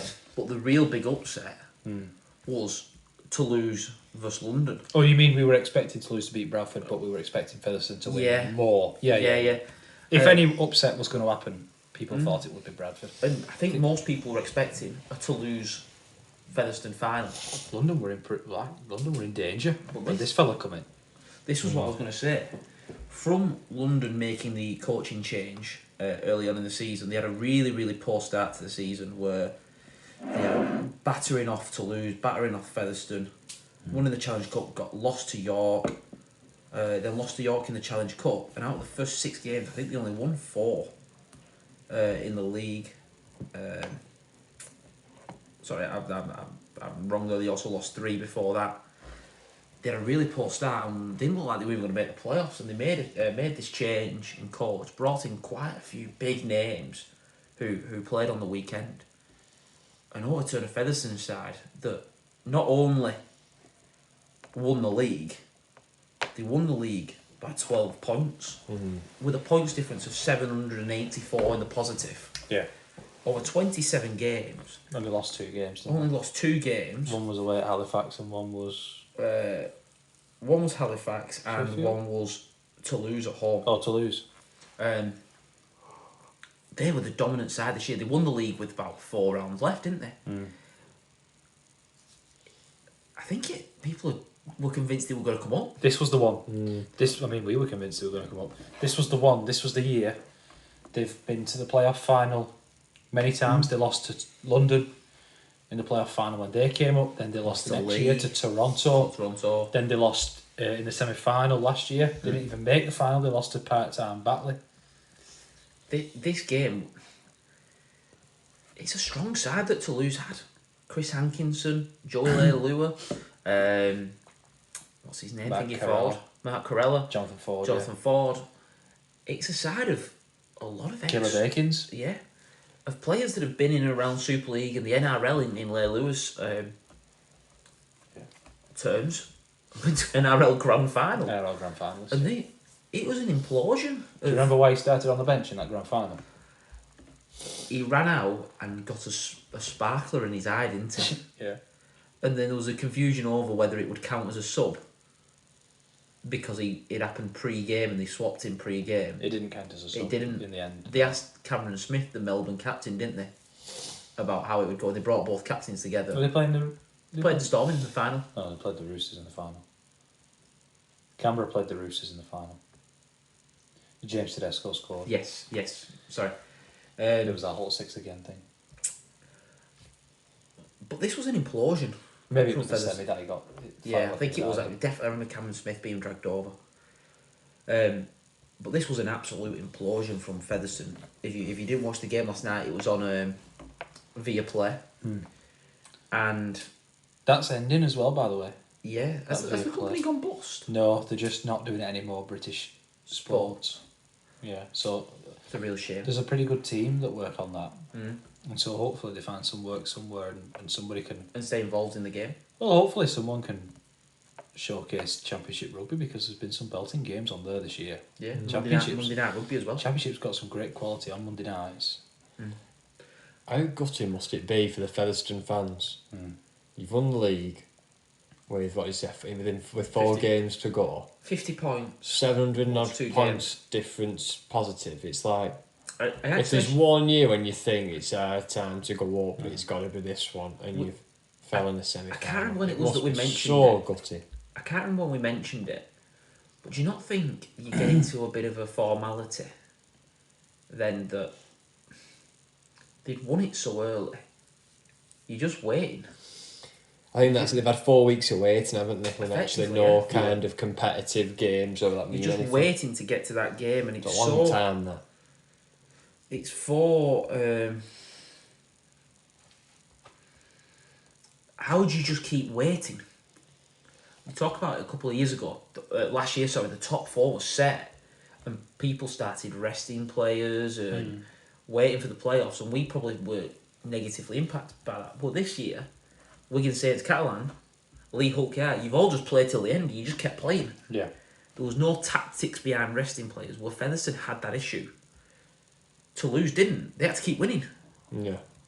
London, Bradford, Sheffield, they all had to keep But winning. you get knocked out your groove, don't you? It's alright going forward, but when you've got nothing to play for, you've got that intensity. To not play for 3 or 4 weeks, That's it. then have a week off. It's very difficult to get going. Yeah. And the ill discipline, it felt like there was so much pressure on this. It felt like they had to win. And when things didn't go right early on and they went behind, and Alex Mellor, the fullback for London, Alex Walker, was phenomenal. I thought he had a brilliant game. everything positive London did, he was all over. Yeah, they started off a little bit slow, Featherstone, and then they couldn't get in the groove. Ill discipline. Leilua, I genuinely believe, could have been sent off twice for 2 shoulder charges. Yeah. Or I've only seen one. I'm not sure. I don't think the first one was by Leilua. Was not the first one not by him? I thought they were both by I think him. the second one was worse, and that one was by Leilua. They had 2 tries where it looked like borderline obstruction to me. They had a sin bin in he didn't go to for the screen. A sin bin for a tip tackle where, if his mate hadn't been controlling, it would have been a red. It could have been a serious red. It could have been a serious injury and a red, because he was an ugly position and only his teammate sort of pulls him out of it, doesn't he, and holds him up. It was an implosion of the highest London order. scored 2 tries while he was off. Yeah. And then they get back, they have a go at the end, but there was just too much time gone in the game. They threw the ball around at the end and scored a couple of tries, and everyone thought, "Ooh, could they do it?" And there was just not enough time left in the game at that point. It was, I remember it was 18-12 to London at half time. And between then and 25 minutes into the second half, it became 36-12. Yeah. It was just too much, too little, too late. Something to mention that game, Corey Norman. Corey Norman, Ex-NRL, ex-Super League. Dean Farry. Some real big names for London. They brought in a lot of big players in 5 or 6 weeks. The interesting thing is, with Featherstone, have obviously built a really good championship squad, but there's not many players in there that you would think would be Super League level. In fact, it's probably only 4 or 5. Yeah. When you compare that to London, who probably got 3 or 4 themselves, Toulouse have probably got that many as well. So whoever comes up is going to have to spend big. Now, recruitment for Castleford's already done. They've made 8 signings and a couple of extensions. Recruitment for... Look at Featherstone now, who'd already made a couple of announcements of signings in terms of... well, I don't think they'd announced it, but apparently there were deals with Eden. Billy Eden and Blake Austin and 3 others. I think it's 5 Super League players who now will not be signing for Featherstone. This is what I mean. But they'll just wait to see who comes up and sign for them. Yes. Presumably. And Chris Hankinson will do a job at a Super League centre. Yeah, Chris Hankinson would have been one who was probably banking on them getting promoted to get back into Super League. This could really deplete Featherstone's squad, because the 3 or 4 that we're talking about that are Super League ready. Even coach, James Ford. He was brought in because they lost 2 games and they got rid of Sean Long. Well, they lost 1. Well, they lost 1. Did they not get rid of him after the Halifax game? No, before that. Was it? Yeah. Oh, so it would have been a loss in the Challenge Cup. A loss in the Challenge Cup and a loss in the league. And then they sacked Sean Long, which seems like an even stranger decision. You know why they sacked Sean Long? Why? Because they thought it was a formality that they were going to go into Super League, and they thought they would get James Ford, who has experience in Super League coaching. That's definitely the reason. Definitely. Seems really strange, that. So this sets up a final now of London versus Toulouse. Winner goes into Super League. Yeah. It's going to be an interesting one. Good thing for rugby league. Very good thing. We've got you could have another French team in I there, don't- or we've got I a don't team wanna get- from the capital in there. I don't want to get into it, but I hope we give them a chance to succeed. Yeah.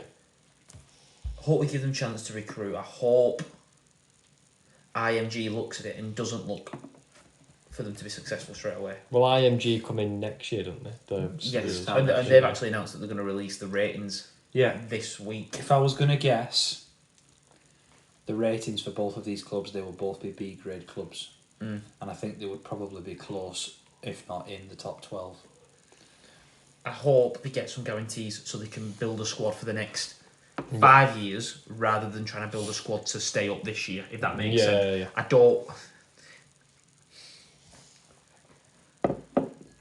Coming up and staying up is almost an impossible dream. Lee have done it by building a Super League squad a year early And Lee were also way better than everybody else in the Championship last year.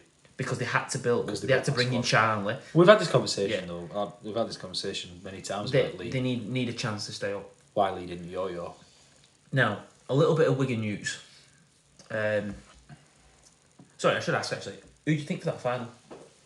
Toulouse, Well, I London? think Toulouse, because it's going to be in France at the Wallon, so I think Toulouse will have enough, but I wouldn't count London out because of the way they played yesterday. Lewis.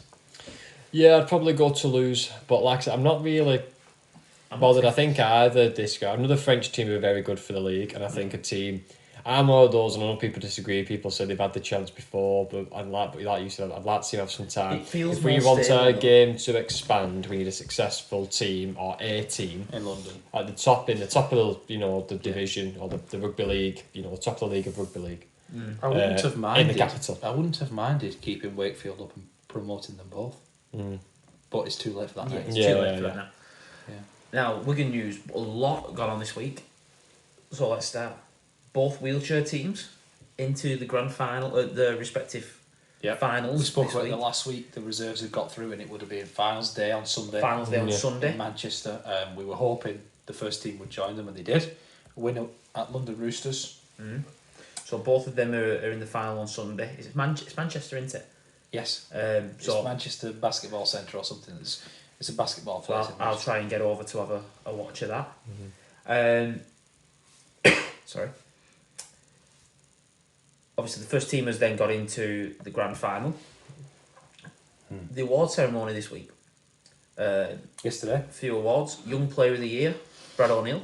Yep. Brad O'Neill won that. Matty Peake presented it to him, and in his speech, he praised Junior Nsemba and Harvey Hill Yeah, I just think Brad O'Neill's played For that both. many games. for both playing really well and both coming in and performing. I think they'll have chances to win it next year. Yeah. Where Brad has gone from being Yeah. a part of the team last year to basically being our starting nine. Well, that's this really year. interesting because Matty Peake said something really similar. So he's gone from being a young player to being just a player. Yeah.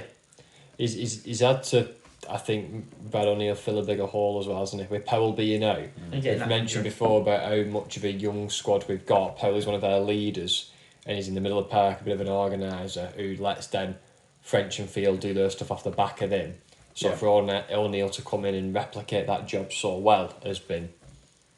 And it's been fantastic, hasn't it? O'Neill, you could tell he was very nervous speaking in front of people, but not everyone can do it. But he and Pete both mentioned Powell as a great influence. Yeah. So the relationship they have is really, really strong, and obviously he'd been driving Brad on to do what he's doing. Yeah. So that's great to see, great to hear.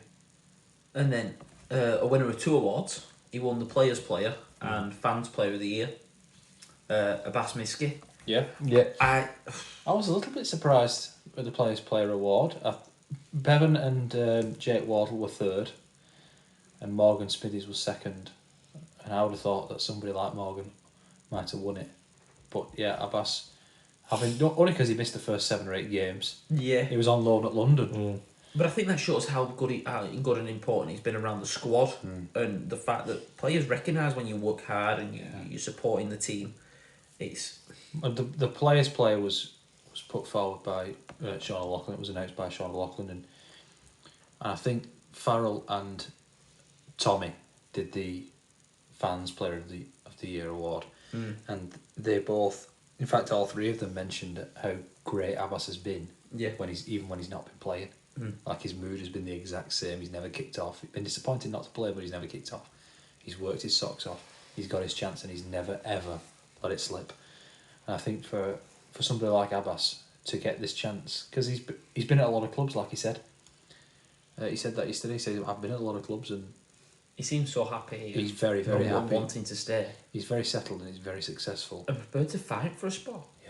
Yeah. So fair play to him. And then fans player. I fully understand why he's got it with Yeah. 27.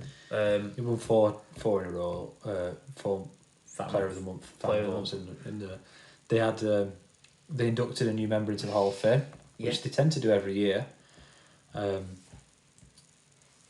So the women's captain. Vicky Molyneux. Well, no, the women's captain put Vicky Molyneux into the Hall of Fame. So she spoke about her for a while. Yeah, sorry. So Vicky Molyneux, who she called her a veteran. She started in 2007, and then she was one of the leading players who led the charge for Wigan's women's team. Yeah. That started at like 2017, 2018, 2019, really winning stuff and being competitive. And she was saying like half the squad are under 20, and they're never paying money for players. Yeah. They're never going to pay money for players in the women's team. They're going to let that grow organically. Yeah, they've got a women's first team and a women's academy. And that's what they've got to do, let the women's team grow. And hopefully at some point it becomes competitive with the NRL in the long run. And we get to the point where people are signing players like you're doing Super League. But York have spent a lot of money. Yeah. And Leeds have spent a lot of money. And Castleford at one time had a good women's team, and it was sort of decimated by York and Leeds buying all the best players. Whereas we've taken a stand of not doing that.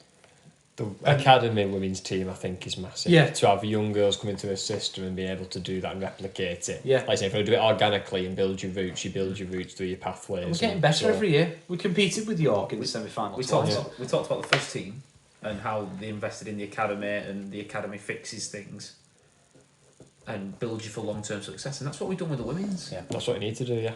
So 100%. Fair play for somebody like Vicky Molyneux to get the nod to go into this Hall of Fame. There's not many players in this Hall of Fame, not many people in this Hall of Fame. I'm pretty sure the next one in will be Mr. Lenigan, but he wasn't going to put himself in. No, he can't put I himself think in. that might be one of Dr. Brooks's first orders of business. But we talked about Player of the Year. Who would you have gone for? I'll be honest, my Player of the Year was Harry Smith. I think probably Harry Smith or Bevan. I think Jay would have struggled with obviously the spell of injuries. Yeah, he had 8 weeks out, didn't he? But I'm going to list some players off. Would you have any of issue of these winning Player of the Year? Bevan French, Harry Smith, Jake Wardle, Miskey, who obviously won it. Morgan Smithies. Brad O'Neill. Liam Farrell was as consistent as ever. Yeah. Here's a few things that I noticed being in the room. The fella who was hosting it was from ITV, Granada Reports, and one of the first things he did was he got all the players to stand up and take a round of applause for playing so well on Saturday. And none of them stood up at first. And I thought, why are they not standing up? Are they shy? And guess what they were waiting for? Liam Farrell to stand up. They couldn't stand up before Liam Farrell. Thought that was interesting. They were waiting for the captain to set the example and to take the lead on that, which was great. Even the younger players didn't stand up until Farrell did. And once Farrell stood up, everybody stood up. Every player played. Remember, there were players there who've not played for the first team this year. So I thought that was interesting. Lenigan did speak quite a lot, as you would expect, although he doesn't often speak that much. Chris Brooks spoke really highly of Lenigan. I don't think anyone can ever speak I highly know, for Lenigan. but they both spoke very highly about Mike Danson. So that, that's fantastic. For Danson, this is quite a good situation to be in. You just have to carry on doing what's going on. Carry on doing what you're doing. Yeah. You've got the foundation. And Lenigan actually mentioned that. He said when he took over in 2007, it was chaos. Yeah. It was firefighting. It was will we have a club? It was all this, all that. It was desperate. I actually remember hearing something assets. about 10 players being on 85% of our cap space.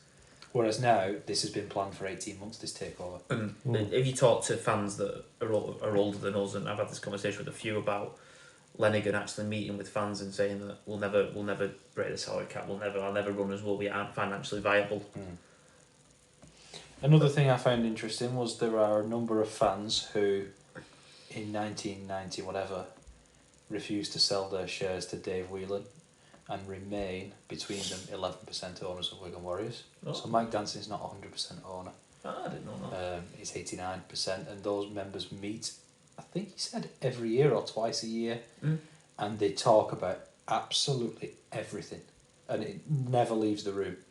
But those guys know the squad for next year and the year after and everything like that, and they're privy to all that. And he said something along the lines of, if we were to make a change that would have been Negative. the wrong thing to do, they would have told us. Yeah. And I think that's something that he said it's definitely the right time for him. He's 77. Yeah. I just hope he still comes. Yeah, I want him there, he said really. he's going to be still. He said he's definitely going to become. He said he's had a stroke that Chris Brooks really helped him with.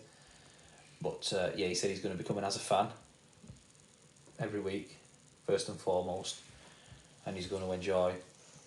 Well, he said he's a fan for life. Obviously, that goes without saying. But he says he's going to enjoy the games now a lot more. It's God. It's Ian Lenigan, isn't it? And, Yeah. He is Wigan. Yeah. Oh, definitely. And he had a few more things to say. He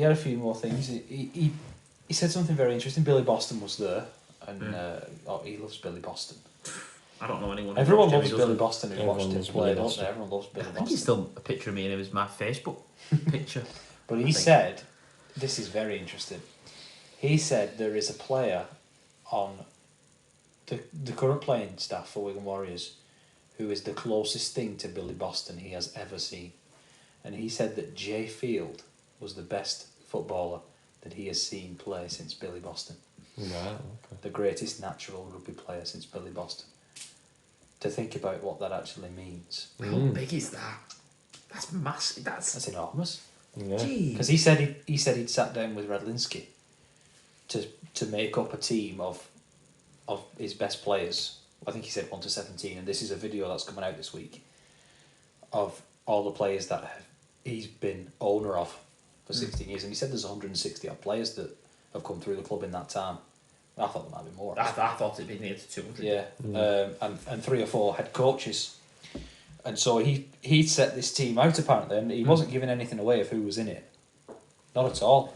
But he'd done this thing with Chris Radlinski where he picked his team. I can tell you Field has to be in it after that comment. Well, you'd think so, wouldn't you? But where's he going to play? Because we talked about Sam Tomkins. Imagine he'd be in it. Sam has to play. So I don't know. Maybe Sam's in the house, but we'll just have to wait and see. I can't wait for that. I can't wait for that to see what team Lenigan picks. It's only 16, 17 years, but it's a lot of players to choose from. Yeah. And the other thing he said, he actually gave his chairman's award for the first time ever to a non-player.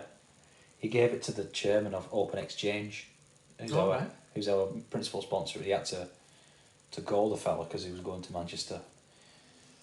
But he said you couldn't ask for anything more from a sponsor who did not even know much about rugby league when he started, didn't know the rules, didn't know the teams. He's American. And now he just lives and breathes it. And obviously they're well off that company. And the amount of sponsors that he read out, the fella, was enormous, like what actually goes into running a rugby team. Yeah. But he said if he was going to give it to a player, he would have given it to Jay Field, like I said, for being the best rugby player, natural rugby player since Billy Boston. Or he would have given it to another player. And I was trying to work out who this was.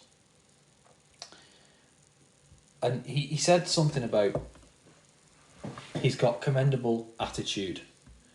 And not only has he got exceptional talent, but he's got commendable attitude. And he mentioned things about players with amazing attitude failing because...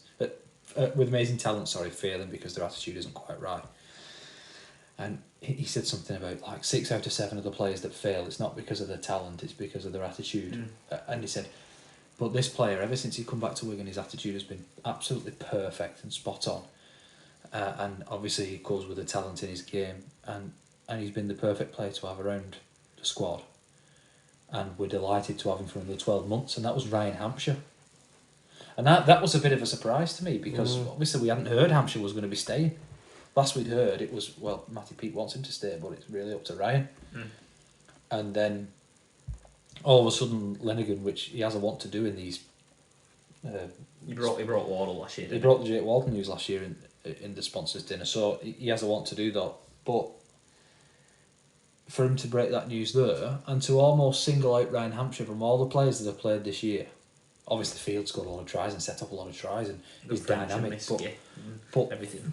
to call out Ryan Hampshire in that moment, It's massive. yeah. And Ryan Hampshire's somebody who has been criticised for the first time he left Wigan. Perhaps his attitude wasn't quite right. And him to say since he's come back, he's been really humble and he's worked really hard and has been really helpful for our younger players. Yeah, well done to Ryan Hampshire. Yeah, definitely. Now, the last thing before we sign off for this episode, we have got a bit of a special. Right, yeah. On Wednesday.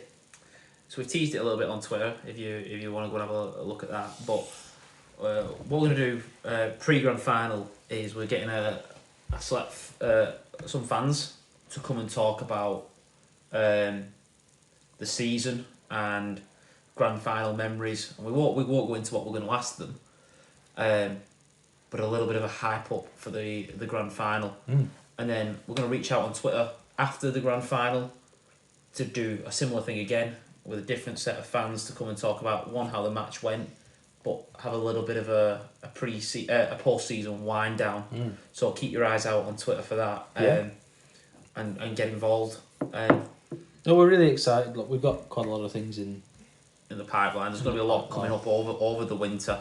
Yeah, we're not going to go into hibernation. It won't be every week. I think we'll have a few weeks off after the season because we have done this between us every week since round 5, Huddersfield away. I've never seen you lot this much. No, that's true. No. But we have done it every week since round 5. I think we had 1 week where we missed it. We played Salford.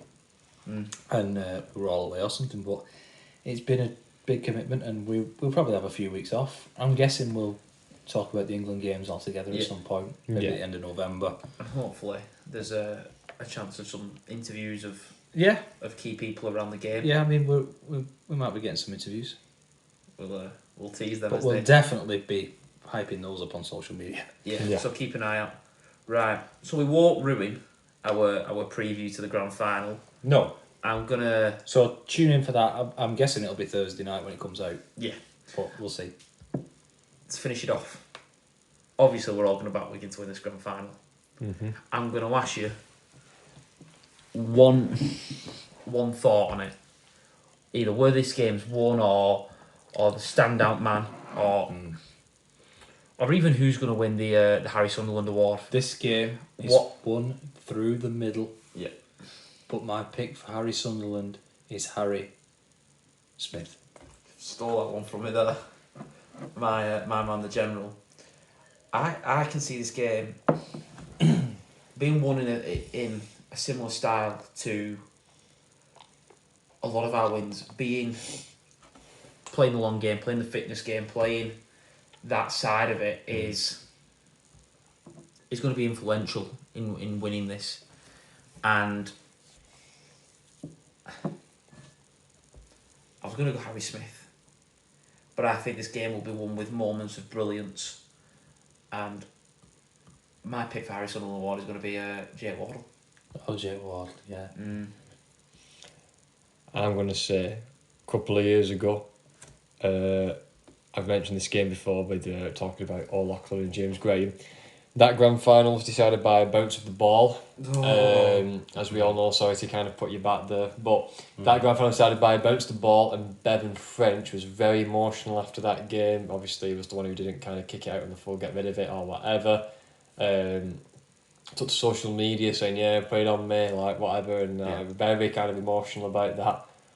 I think this is his shot at redemption. Not that I think he needs redemption. I don't think he was to blame for us losing that. I think the cup but final he was his redemption as well. he was very kind of emotional about that game. Are you throwing this out to be the Bevan French grand final? So I'm gonna go. If this is the Bevan French grand final, I might never watch anything different ever again. I'm gonna go Bevan French for the Harry Sunderland Award. I think Bevan French is winning this game. French winning this grand final away from getting his face tattooed. I think it's the narrative again. I think it's the story to tell. We lost it with the bounce of the ball, and he was very emotional after it. This is his shot at redemption. It's the first time since that game he's going to a grand final. I think that might be in the back of his mind. It might motivate him more. I think I'm going to go Bevan French as a Stormer. I'd love it. I can't wait. I can't wait. I didn't sleep last night. So nervous. I didn't sleep last night. I mean, we're all there, aren't we? Yeah. Will I be there? I said like I normally start off really nervous in the week before the Hull KR game. I thought I got better around Wednesday and felt fine, but Friday I got really nervous. The nerves, Yeah. I can't wait. I really cannot wait. Bring on Saturday. Bring it Bring on. on Saturday, So, and yeah. I think we'll sign off there and see you on Yes. Wednesday. Well, indeed. Well, tune in on Wednesday, yeah. Tune in on Wednesday or Thursday. We'll post it, but it should be a brilliant one before the grand final starts. Thank you, and see you next week.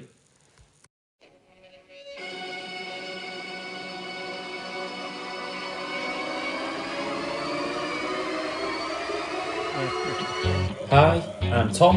I'm Matty. And I'm Lewis. This is the Wigan Way, Wigan's favourite rugby league podcast.